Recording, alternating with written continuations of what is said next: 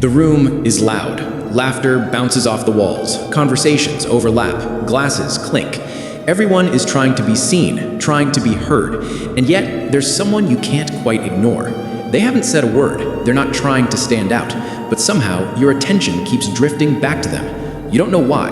They're just there, still, observing, and it unsettles you more than the noise ever could. You've been in this situation before. A meeting, a party, a classroom. There's always that one person who barely speaks. While everyone else fills the silence, they sit inside it, almost like they own it. And the strange part is, people start adjusting around them. Voices soften, words become more careful. Even the most confident person in the room hesitates just slightly before speaking.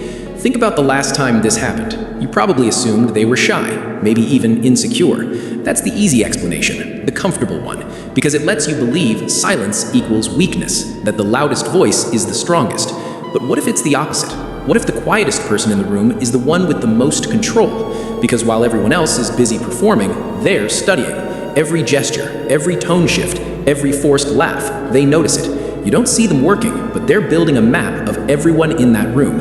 And without saying a word, they already know more than you do. Here's the first thing you don't realize. Silence creates space, and humans are deeply uncomfortable with empty space. So what do? We fill it. We talk more. We explain ourselves. We reveal things we didn't plan to. You've experienced this before. You're talking to someone who barely responds, and suddenly you find yourself oversharing, explaining your choices, justifying your actions.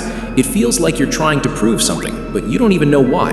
That's not an accident. Silence, when used intentionally, pulls information out of people.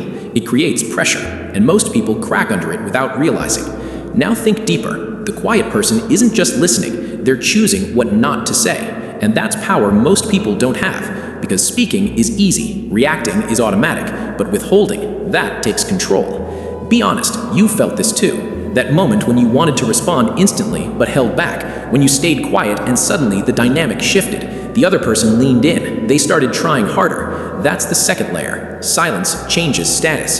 The less you react, the more others project onto you. They start guessing what you're thinking, and usually they assume it's something important, because in a world where everyone is desperate to be heard, the one who doesn't try stands out the most.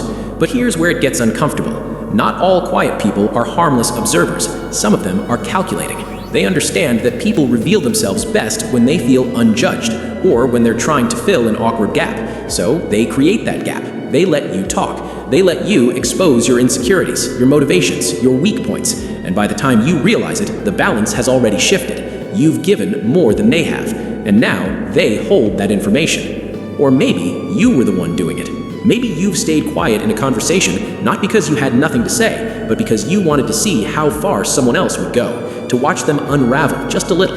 There's a reason that felt powerful, because it is. The third layer is control without visibility. Loud people show their intentions. You can see their need for attention, approval, dominance. It's obvious, predictable, but silence hides intention. You can't read it easily. You don't know if it's confidence, judgment, indifference, or something else entirely. And that uncertainty creates tension.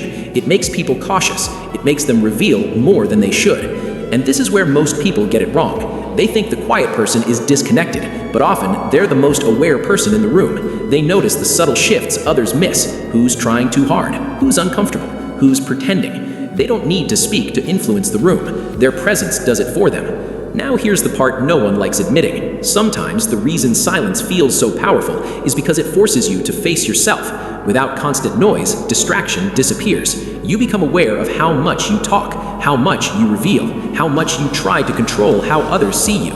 And in that awareness, you feel exposed.